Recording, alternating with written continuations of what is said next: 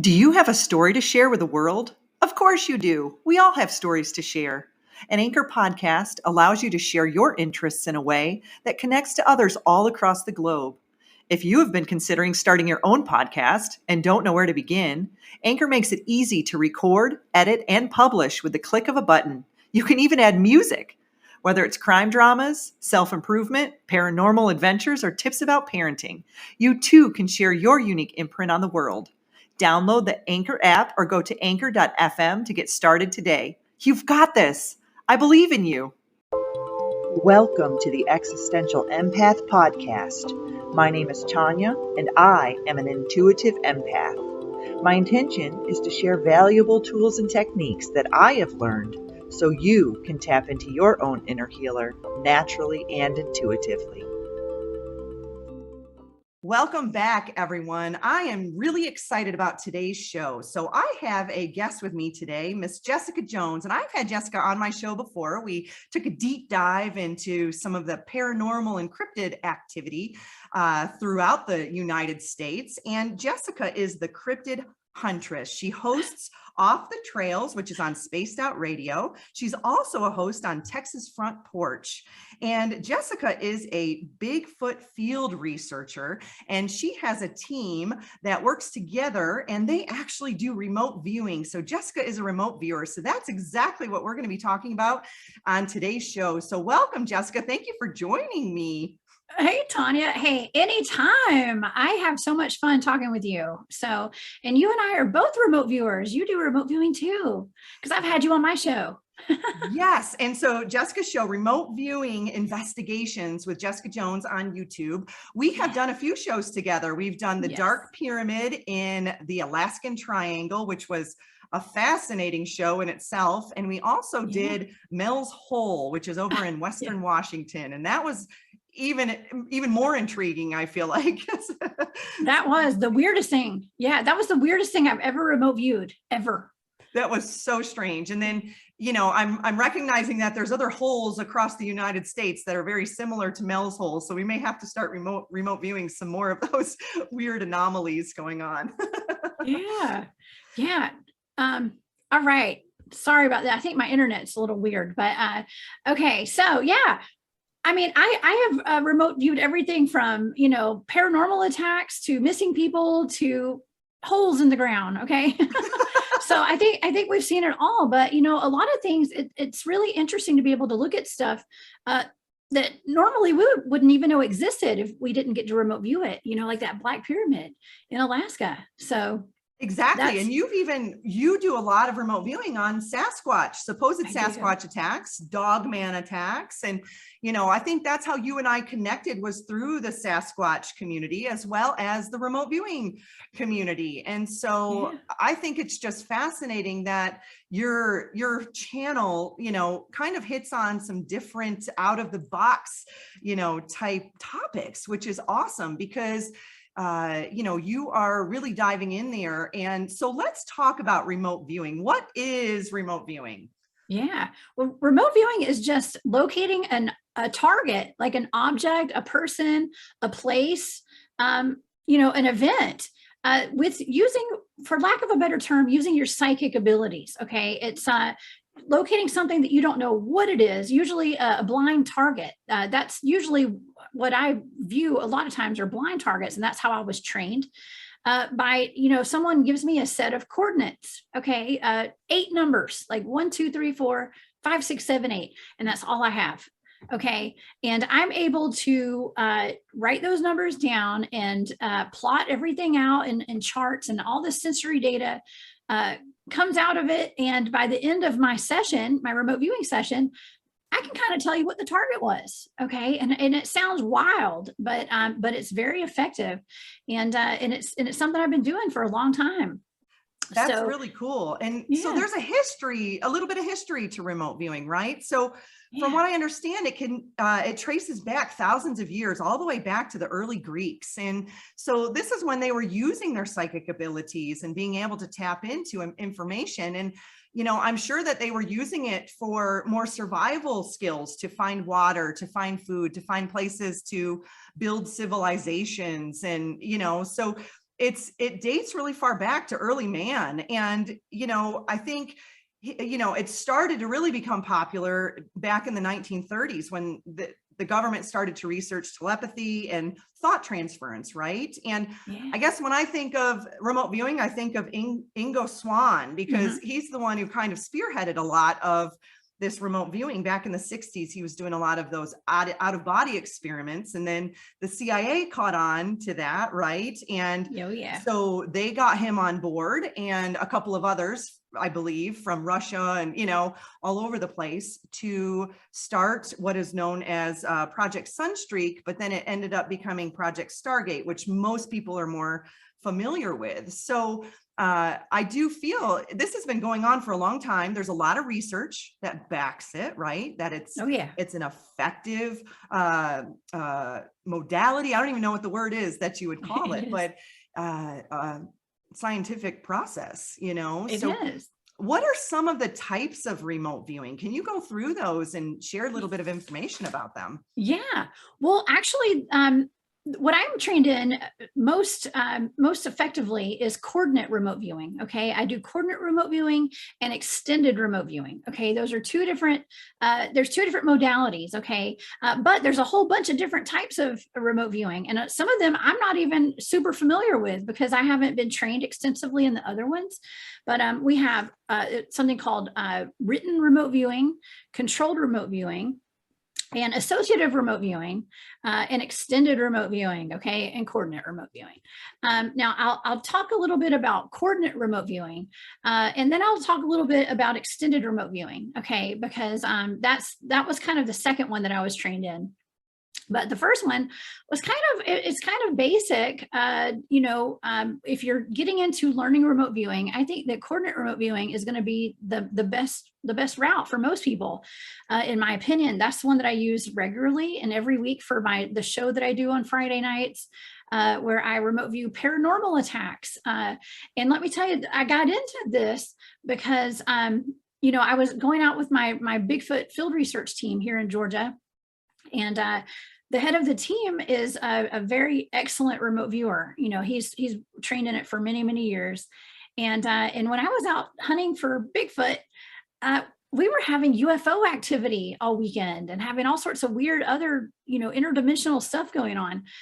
So he thought, well, I think it's time to train the whole team in remote viewing so we can see what happened to us, okay, out in the field. So we started training. I mean, this was about at least 10 years ago. It was over 10 years ago. So the entire team has been trained year after year in remote viewing, okay, as a team. But yeah, so we were taught coordinate remote viewing, and that is where we're given a set of numbers, and it's usually a blind target. We do not know what those numbers mean at all. They're just 8 numbers, and you get them, and the person who assigns us those numbers will tell us, this is a high priority target, or this is something you can get me down the road. Like, just do it at your leisure. When I get a high priority target, I am on it. I hit the mark every time because I know it's important. Something in my subconscious knows that this is important. And, a lot of times it's a missing person, or it's a cold case. It's something very important. There's a deadline, or it could be a kidnapped person, or, something very life-threatening. Let's just put it that way. Yeah. But yeah, you get a set of numbers, and I sit down. Basically, you have to learn to clear your mind. Okay, get rid of all that noise, Which is and hard for us sometimes. it's so hard. I mean, if you ever try to meditate, I always had a hard time meditating because I couldn't get all that noise out of my head. There's always stress. There's always the stuff from the outside world. You got bills to pay, you got dogs barking, kids crying, everybody's hungry, Yeah. especially if you're a mom, and or just anybody.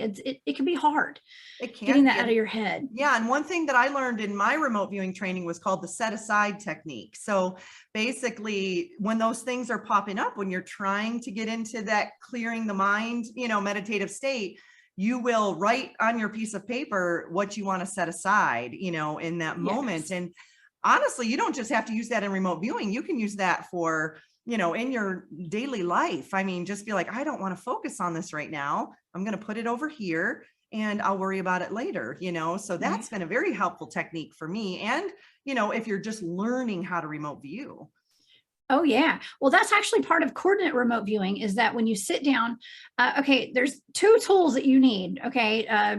Physical tools. It's a pen and a stack of printer paper. Okay. Just blank paper. We go through so much blank paper. It's ridiculous. Okay. So just get a whole ream of paper. Okay. And expect to use a whole lot of it when you're remote viewing. So, and just get a bunch of pens that write really well, that they're smooth. Okay. That flow on your paper. I tell you, that's like my favorite thing is a good pen. It Okay. is a good ballpoint pen. Yeah. Yeah, absolutely. And so, but you sit down, and with coordinate remote viewing, we actually have a chart. Okay. And so you'll write out your chart for all of your sensory data. Okay. And so when you sit down and you clear your mind and you get into your, I guess it's like I call it my zone. Okay. Yeah. My remote viewing Flow zone. state. Yeah. Mm-hmm. Yeah. You write your numbers on the paper. And as soon as you hit that last number, your pen kind of runs across a sheet of paper and you start automatic writing. Okay. You cannot think about what you're doing. You just do it. Okay. And so, not to go step by step exactly how to remote view with coordinate remote viewing, but, your subconscious takes over. Okay. And as soon as you write those numbers down, it's almost like there's an aperture that opens up and all this information starts flowing in. Okay. And it's like you're pulling information out of the matrix, and every single thing that you sense, every word you hear, every any kind of sensory data, even if you hear like Mount Rushmore or something, you write that down. Okay. There's a place on that paper on the chart somewhere for you to write everything down in different categories as it comes to you. Okay. From sensory data to analytic overlay. Okay. And then you usually draw a little sketch, and then you go to the next page and you start with your stage 4, that's stage 1 through 3 on the first page. And then you go to stage 4, and then you end it with stage 5 and stage 6. Okay. So, and it can be a long process. It can take you like hours on some targets, or it can take you about 20 minutes. Okay. Yeah. Depending on what your target is. And sometimes you can get bumped out like I did when I Yes. was remote viewing the Dark Pyramid. The first time I got bumped out, and I took that as a sign I needed to step away and go do something else and then return Yes. back to it at another time. And then I was successful in getting in, my second time. So sometimes Yeah. that can happen too, right? Oh man, you don't want to get overloaded, because once you get overloaded, you just kind of you get blockages. Okay. And so, yes, you did something perfect. That's what we're supposed to do, is if it gets to be too much, you end the session, and then you can go back to it. At any time you can go back to it. And I've done that before plenty of times. Sometimes it just gets to be too much, especially when you're doing a target where perhaps it's a missing person or Yeah. something, and you're trying to locate where that person is or what happened to them. And it can be very, treacherous to your emotional state. Okay. And it can be, it can just be very taxing to your body and to your mind. Absolutely. And I know in my training too, they taught us before we start to document, what have we eaten? What did we just get done doing? What is our mental state of mind? Are we stressed out? Are we relaxed? Did we take a walk? And to try to use that as data. So when you do remote view, you can kind of see a theme of when do I remote view the best? When is it, when I first wake up in the morning, or is it right before bed, or is it after I've taken a walk, or, all those different types of things. So I think, like you said, a lot of it is learning how to clear the mind and allowing yourself to open yourself up to receiving the information coming through. Yeah, absolutely. Yeah, I've learned that the best time for me to remote view is definitely in the morning when I first wake up and before I eat breakfast in the morning. Oh, interesting. Mm-hmm. Yeah, because I'm able to actually, I feel like the information flows better, at that time. So that is why I do it in the morning. I don't like doing it after I eat because I feel heavy. Yeah, So yeah, I agree. And I feel like that too, because right when you wake up, you're in a theta state, right? So a theta state is that meditative state. And that's when the information can kind of flow to you a lot easier. So I personally feel much better doing those types of things in the morning as well, because yeah. I don't feel as distracted, Right. Yeah, I'm the same way. I'm the same way. So whenever I have a target to do, I do it first thing in the morning. And if I get it late at night, I usually wait till in the morning to do it, if I'm assigned a target. So Yeah. yeah, So you what have to listen to your body. you do. And so, Yeah. what are ideograms? I know that's another thing that they talk about in remote viewing. So do you know how to explain what an ideogram is, and for the audience so they have a deeper understanding of it? Yeah. Well, ideograms are little symbols. Okay. And I have a paper here, and this is full of ideograms from ideogram practice that I do. Okay. And they're just little symbols like circles and uh, curves and squiggly lines and stuff like that. And they all stand for something. And it's basically when you're doing your stages, your first stages of remote viewing, you have you go through stage one is, I mean, it's basically drawing ideograms. Okay. And so what it is it's like automatic writing.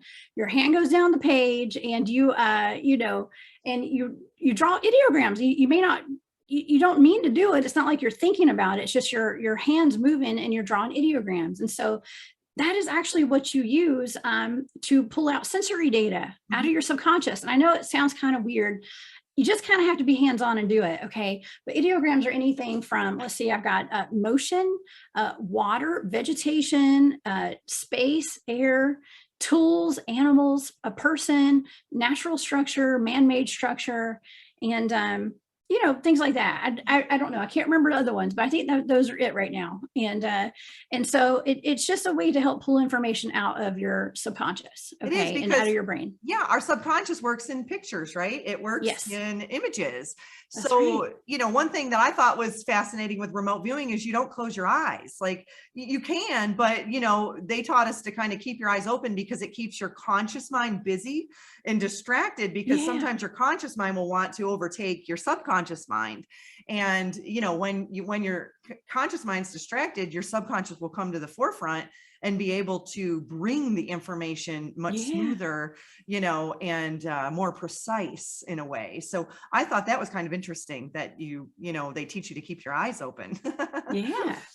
Yeah, it, and sometimes, I mean, I'm not even sure all the time my ideograms are, it's not like that's what your target is, but it does help you bring it out and figure out what your target is down the road. Okay. And there are times where, if you're not pulling a whole lot of information out, in the first couple of stages, to stage four, you can do another ideogram. You can do several ideograms throughout the process to pull more information out of the matrix if you need it. Yeah. Yeah. And to really tune into all of your senses, because I know I've done it and I've had taste, smell, sight, Yes. sounds, a whole variety of things that come through. So it's really just enhancing and tuning in to your senses, but also your extrasensory gifts too, that clairaudience, clairvoyance, claircognizance, all of Yeah. that other stuff that many of us are sometimes shut off from. So when we are remote viewing, it's like you are just, an antenna receiving this information, and almost acting like, when you're doing that automated writing. I've done that before, and I've channeled information has come through, me. It's like almost like something else kind of takes over a little bit, and it's like, Yeah. okay, here's the information, and your conscious kind of stands to the side and is Mhm. an observer at that point, where your subconscious is like, all right, we're bringing this information through. Yeah. Well, that actually reminds me of extended remote viewing, and that's another thing that I'm trained in, and that's where you're channeling. Okay, and so it's more, you're not sitting down writing stuff down on a chart and plotting it all out. You're actually in a hypnotic state, basically, and laying down on a mat or a floor or a couch or a chair or whatever, and going into basically a kind of like a trance kind of, Yeah. and just channeling the information. So, And I you think know, that's what happened to me during the Mel's whole remote, view with the seal creature.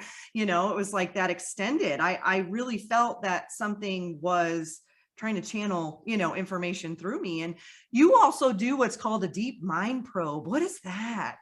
I do. Yeah. Well, sometimes if you detect a person in your environment that you're remote viewing, you can get inside their head. Okay. And so you can talk to them. I've had examples where I was remote viewing a cold case, and there was a person who had passed away. I didn't realize what I was remote viewing at the time. It was a blind target. But I did detect a person there, and I knew that I was detecting a person, and it seemed as though they had been injured severely, fatally, actually. And but I found a person there, and I was asking him, "What happened? What happened to you?" And he told me, he said, well, he kind of gave me a rundown of where he was, not the exact location, but the environment around him, Hmm. because his body had not been found. Actually, I found out later, and exactly what he told me was where he was. Interesting. So yeah, he was found within about a month or two after I did that target, Mhm. and yeah, he was in the exact condition that he told me he was, and what I Wow. saw. So yeah, it's very interesting. But you get inside people's heads, just to have a conversation, to Mhm. find out where they are, just to get information. And it doesn't even have to be just people, it could be any kind of being. Like I said, I do a remote viewing show where I'm remote viewing paranormal attacks, and so that includes like Sasquatch, Bigfoot, uh, ETs, all that kind of stuff. So you can ask them questions as well. Yeah, because it's all energy, right? We're Mhm. all connected with our collective consciousness. And I kind of call it, tuning into the cosmic internet, right? So Yeah. it's like those Akashic records or whatnot. Like there's information out there that we all have access to. It's just learning how to access that information. And I think that what remote viewing does is it accesses it in a more controlled fashion, where in even a more scientific or even a military fashion, so to speak. And so that's why I think it's been so scientifically proven that it is effective, because Yeah. there's a lot of data behind it. And when you go through your ream of paper, Yeah. when you remote view, it's because you're taking down data and you're taking down information. And then you can take all these different, remote viewings, especially you as your team, your whole Bigfoot research team, you all can remote view independently. And then that's the fun part, is coming Yeah. together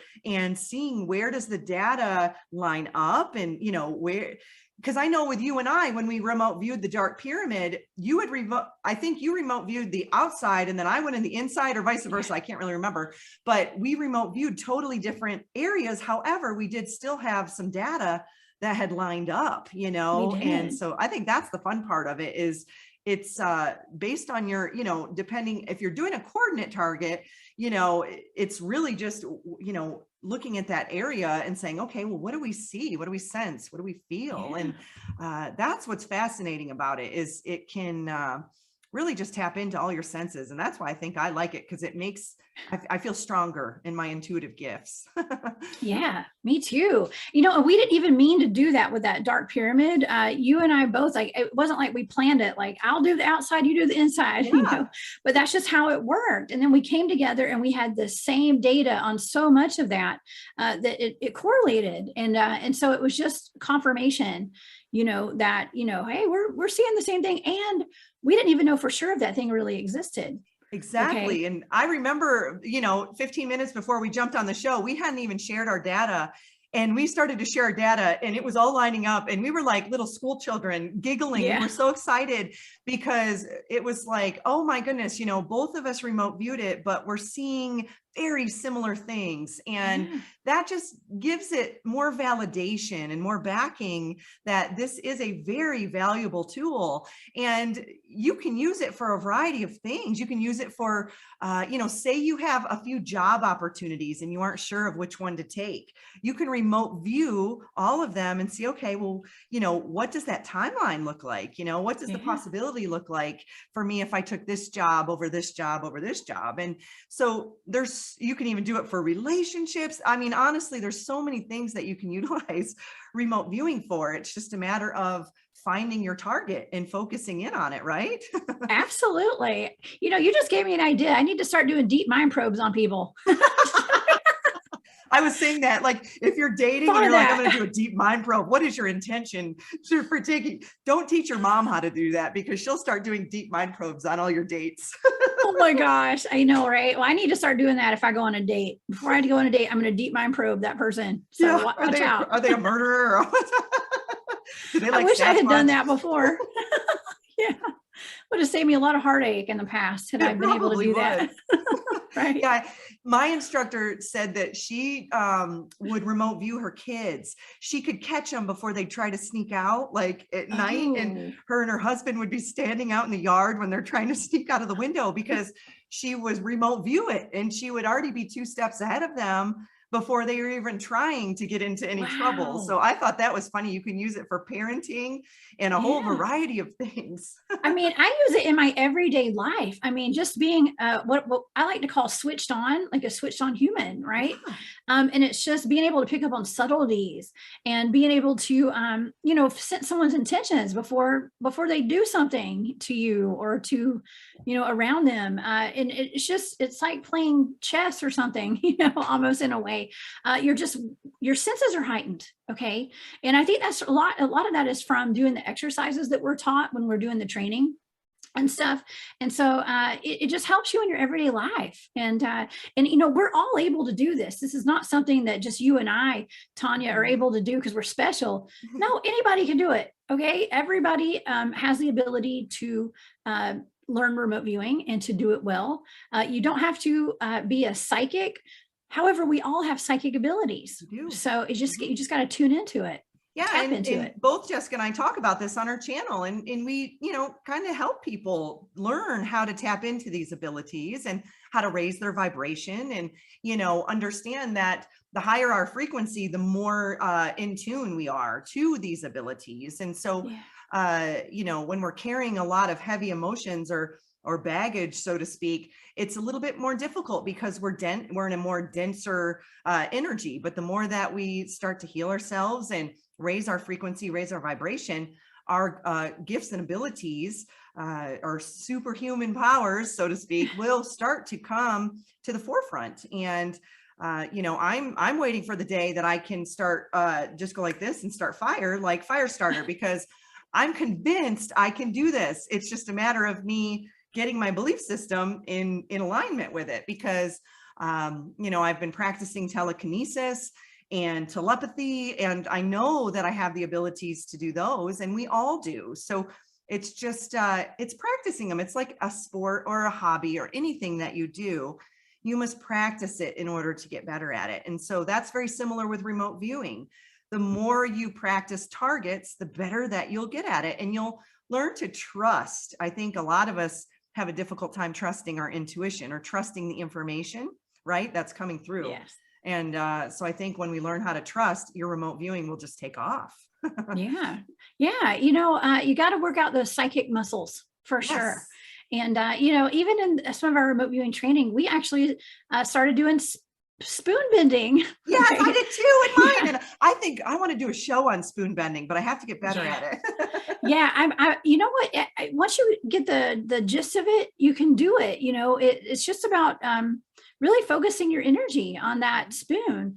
And, of course, you don't want to be doing that course and like doing this with everybody and then go to Waffle House or someplace to go eat. And then some of the guys start bending spoons while you're eating there, so, go to the Goodwill and get you some old spoons before you start doing this. You don't want to ruin your parents' silverware. Exactly. Don't ruin mom's good spoons. Yeah, I think that's what happened to me is my spoons were like, I don't want to be bent, Yeah. And so I'm like, all right, I've got to go buy some really cheap spoons that I don't care about that, I can practice this experiment on. Yeah, go to the thrift store. Totally doable. Yeah. Totally doable. And if you are questioning this, go out there on YouTube. You'll find many videos of people who have bent spoons, forks, very thick things too. I mean, just once you get good at it, it's mind over matter, and it's just really tuning into those abilities. It is. It's getting out of your head. It's, knowing that we are limitless beings and we can do anything that we set our minds to, Absolutely. There's no limit. So Jessica, we have a couple of exercises that we wanted to share with the listeners. What was one of the exercises that you had that people can practice? Yeah, well, there's one that we learned when we were doing our training. It's called the sensory enhancement exercise.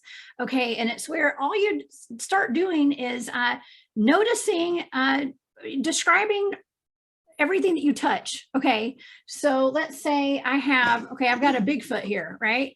So I've got my Bigfoot and it's made out of wood, right? But when I pick it up, it's hard. Okay, so hard. So I just put one word to it, hard, sensory data. Okay. Let's see what else I have. Okay, I've got my drink. I've got my koozie. This is my sparkling water, right? So here's my koozie. It's squishy. Okay, squishy. All right. Anything, like I've got a post-it note, flimsy. Okay, so you're just touching stuff and you're assigning a word to it, a descriptive word to it. Okay, your sense of it. Okay, something fuzzy, you know, touch fuzzy, you know, soft. Even when you taste something, when you taste it, it's like sweet or sour, or you know, it's just applying a word to describe your what you're sensing. Okay, and you do that, and that'll help you with your remote viewing skills, because that's all we're basically doing is writing down sensory data that comes to us. Okay, and a lot of times you can smell things. Like I'll be remote viewing and I'll smell gasoline, or I'll smell, you know, smoke, or I will, you know, or I can taste something. It's so weird. You can taste like say pickles or something, like a pickle juice. You know, there's something that you know, it's not beyond the realm of possibilities. You're going to taste something, or you know, smell chocolate chip cookies baking in the oven or something. Yeah. You pick things up that that aren't there for the average person. The average Yeah. person is not experiencing that. It's so true. And yesterday I did a show on the energy of color and light, and they talked about that, you know, how to tune into different colors and to feel with all your senses. You know, when you look at yellow, what do you taste? Do you taste banana? Do you taste lemon? What do you taste? You know, so it's just learning how to tune into those senses. And another unique exercise that you can do that's very simple is called the ambiance exercise. And that's basically just tuning into how things feel or look when you walk in and out of certain doorways. So this could be walking from your bedroom to your living room. How does it feel? What do you hear? You know, does the temperature change? Does the lighting change? Does the smell change? How does it feel when you walk from your home outside? You know, do you smell fresh cut grass where inside you didn't? You know, and just really tuning into your senses of feel and seeing and smelling. And so those are other ways that you can also practice enhancing not only your remote viewing abilities, but also your extrasensory and your psychic abilities as well. So that those are just very simple, and you can do those with nothing. You know, it's just walking in and out of different rooms and different doorways. And I think for me, I've been doing that and practicing it, and I could really, my clairsentience, which is that clear feeling, oh, that just amps up, you know, when you start practicing those. Yeah, it's interesting, the subtle differences in energy shifts that you feel just and being around people too. And that's where we were actually trained in dowsing as well. And we all have our little copper dowsing rods, you know, and we did we did these we practiced with a partner where we would think good, beautiful thoughts about each other, and then we would think hateful thoughts, you know, and be mad, or you know, think something that would make us angry. And we could actually the dowsing rods would actually move on those energy fields walking up to that person. You know, it was different for when you were happy and thinking good thoughts as opposed to being angry, you know. And it just shows like your energy really affects the entire room that you're in. It affects everyone around you. It's like we're all tuning forks. Okay. And so we're affecting everyone around us. So, you know, that is just an incentive to be high vibe and a good mood as much as you can. Okay. Because it's a good thing for everyone in your, especially in your home and around your friends. And you know, and that's also why we need to protect our energy when we go places like the grocery store. Absolutely. And I always see the visual of Pigpen on the Peanuts gang, how he walks around, he's got this dirty ball of smoke around him and or dirt. And you know, Peppermint Patty walks up and then she's covered in dirt. And you know, so that's how our energy field is. It's you know, you can't always see it, but it's there. And so if you're in a low vibrational state and you're having a bad energy day and you come in contact with people, you can transfer that energy to them, and vice versa. They can transfer their energy to you. So it's just more important to cleanse your energy and make sure that you are keeping yourself in those higher vibrations and frequencies. And I know you can't do it all the time. Believe me, it's part of our mastery and learning how to do it. There's times we get pulled down, but it's just making a conscious effort to be more aware and more in tune of the energy that we are putting out, into the universe, right? Yeah, and the energy that we're taking in too, and it shows you an awareness of who you have in your circle, and who you allow into your home and all that kind of stuff. I mean, because it can really throw your energy off, depending upon what the people's energy is that you're encountering every day.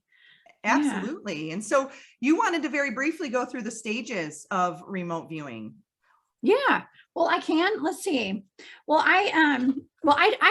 there's 6 stages, okay? And the first 3 are pretty much I don't know, let's see if they're actually labeled. I'm not sure. Well, I can just kind of go over them, because the first stage is your ideogram. Okay. Mhm. First stage is your ideogram. And then the second stage is writing down all your sensory data in your AOLs. And then the third stage is your sketch. Okay. So that's when you sketch something. You sketch what you see, you sketch what you feel. A lot of times it's just a bunch of squiggly lines and we don't know what that is. And it may not make sense, but later down the road, it might make sense in your data. So yeah. And then we've got stage 4 is like when you turn your page over, and that's just more sensory data. And it's just more of your analytic overlay. And so like sensory data is like what you're tasting, seeing, smelling, any of the senses. Your analytic overlay that you put in this little box, okay, there's a reason you put it in a box. That is your brain trying to make sense of what you're writing down with your sensory data, okay? So that would be like, I'm seeing wet, slippery, rough. And so I'm getting all this information, and then in my brain is trying to make sense of it. So I'm seeing a frog. Okay. So, but that's not part of the data. I'm seeing a frog. So that's like an object. It's almost like, it's like a noun, like a proper noun or You don't something. want to And I'm looking label. for Yeah. adjectives, Mhm. right? Mhm. So you put that, like that object, you put it over in your box of analytic overlay, your AOL box. Okay. And so, yeah, and a lot of times they say, like, when you're learning it, it's like, well, that's probably not what your target is. Okay. But that's just your brain trying to make sense of what you're writing down. Yeah, Okay. because it's new, right? So when you're first starting to learn, at first I was a little frustrated because I was like, oh, I keep wanting to label it as a noun, but just learning how to use the detailed descriptive, words was much, it takes a little bit of time. And I think that's where those exercises that we shared can kind of come into play and, make it a little bit easier. So when you do start to remote view, you can have a little bit more understanding of the words, the sensory Yeah. words. Yeah, absolutely. I mean, it's just a whole bunch of sensory data. And let me tell you, you do not leave anything out. You write everything down. Okay. Don't discount anything, even if it doesn't make sense. A lot of times I will hear song lyrics. And there was a time where I didn't know what I was remote viewing. I just got some numbers. And I was asked, it was kind of a medium to high priority. Okay. I think it was kind of high priority that day. And I did not know what this was going to be. And I kept hearing this, it's a rap song. Okay. And it was from Dead Prez, and it's called Bigger Than Hip Hop or something. And it was about a wolf crying. Okay. I literally wrote down like all the lyrics that I was hearing in my head. And I got a whole bunch of other data too, but that was a big part of my data, was that song. And it turns out one of my team members had lost her dog, and its name was Wolf. Oh, Yeah. so So it's funny how your subconscious communicates with you in a way that you understand it, where you're like, oh, yeah, I get this. I get this. like, I know that rap song. Okay. That's hilarious. So yeah.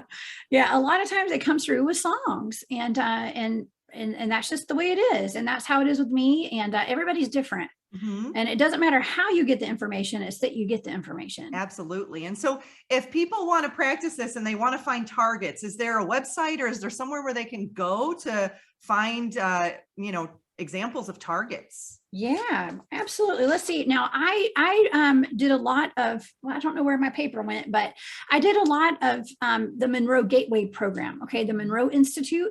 I would recommend absolutely going to their website. I believe it's monroeinstitute.org or themonroeinstitute.org, and you can get all sorts of wonderful information about remote viewing there. Okay, and like I said, I don't know where my paper went. Let's see. Here it is. Okay.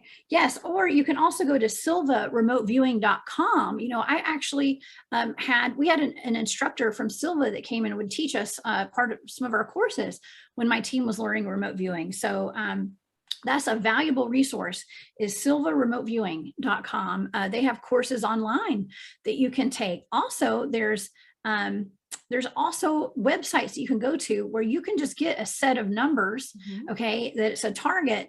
And let me tell you, you don't have to know all this, all the steps.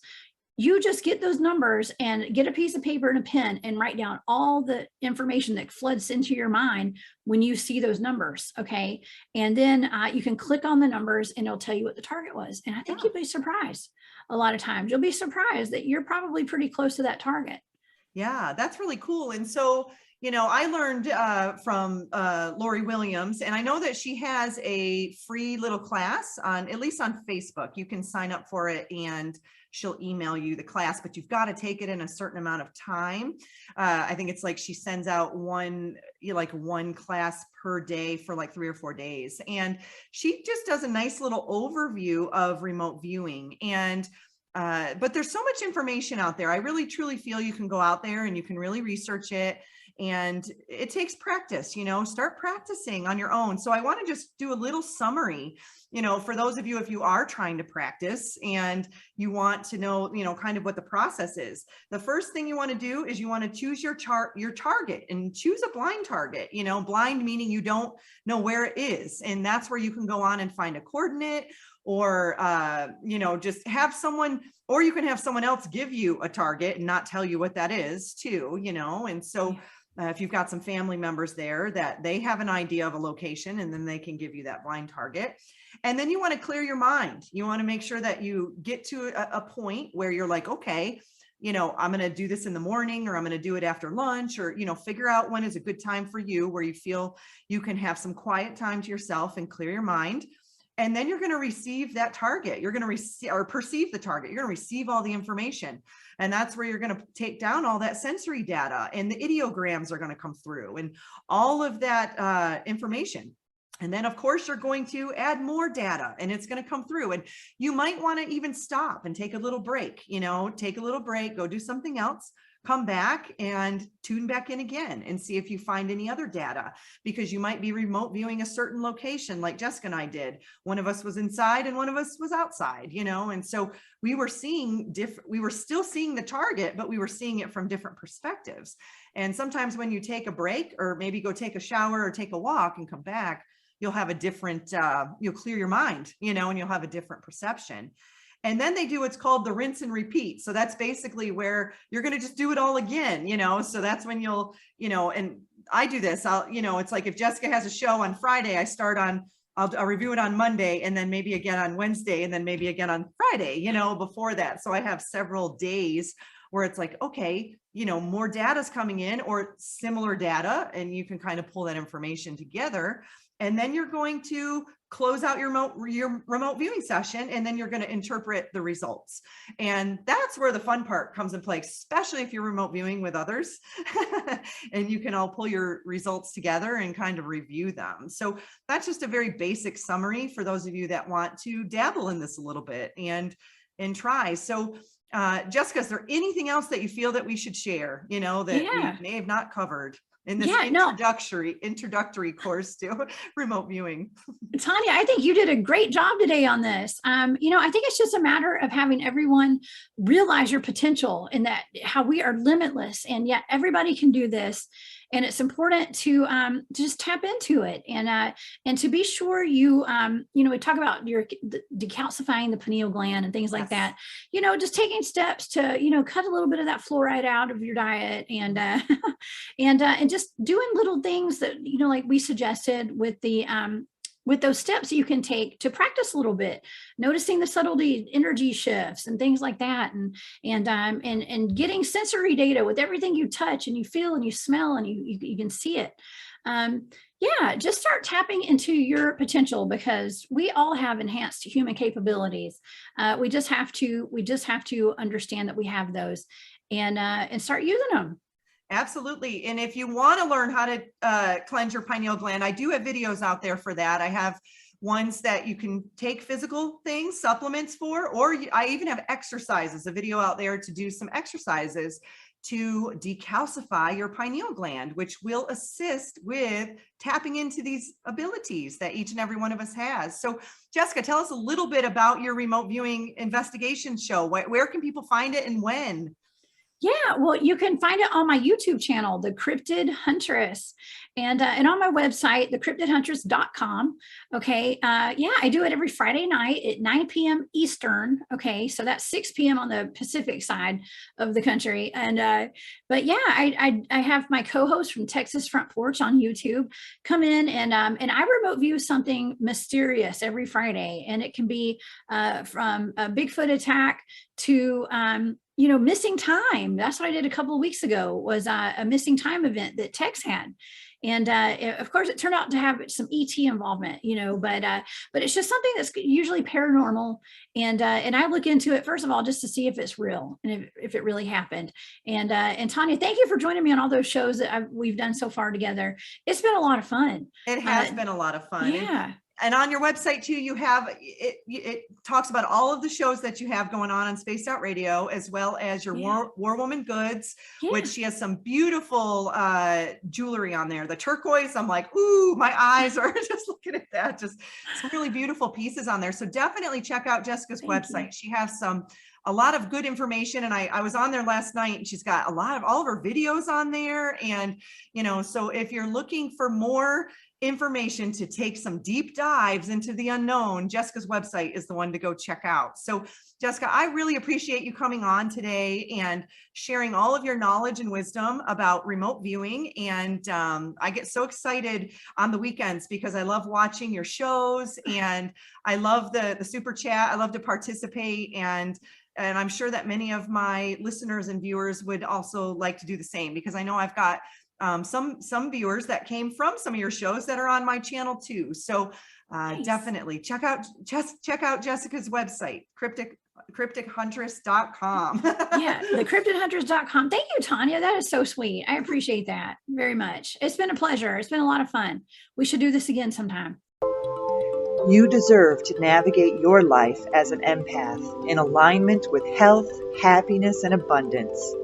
To learn more about the services that I provide, including Beyond Quantum Healing Hypnosis, EFT Tapping, and the Emotion Code, visit my website at www.thesoulcafe.org.